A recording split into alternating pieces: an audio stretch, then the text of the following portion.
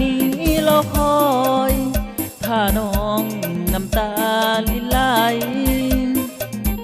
สาวสนามใจเจ้าบอ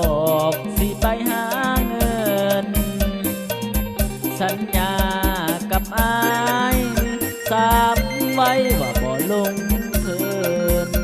ก่อนจากน้องยังได้เอิ้นสั่งคำกับอายก่อนลาน้องบอกก่อนไปว่าอย่าสู้ได้ลืมกันจากกันวันนั้นคนดีน้องยังสัญญาว่าให้อายลองคอยน้องวันเจ้ากลับมาหากน้องมีเงินแล้วนะว่าสิพา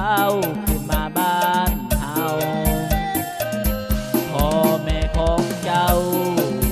ทุกวันเพื่อนนั้นจมหาดูใสแก้วตาน้องลืมแล้วบ่บ้านเฮาพ่อแม่เป็นห่วงจมหาน้ำลูกบ่เศร้าที่ตนแต่พ่อแม่เจ้าข่าวลูกสาวบ่มีน้องคนดีเจ้าลืมแล้วตีบ้านเฮาน้องลืมคำเว้าก่อนไปกับอายแล้วบ่หรือมีแผนใหม่น้องจริงลืมไหลคนลองกลับมาเถิดน้อบ้านของเฮาคอยเจ้าเด้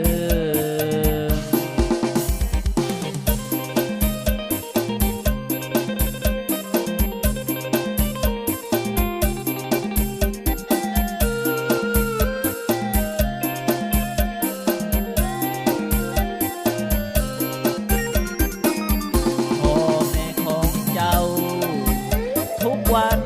เพื่อนนั้นจมหาอยู่ใสแก้วตาน้องลืมแล้วบ่บ้านเฮาพ่อแม่เป็นห่วงจมหาน้ำลูกบ่เศร้าอีตนแต่พ่อแม่เจ้าข่าวลูกสาวบ่มีน้องคนดีเจ้าลืมแล้วที่บ้านเฮาน้องลืมคำเว้าก่อนไปกับอายแล้วบ่หรือมีแผนใหม่น้องจริงลืมไหลคนลองกลับมาเถิดน้อบ้านของเฮาคอยเจ้า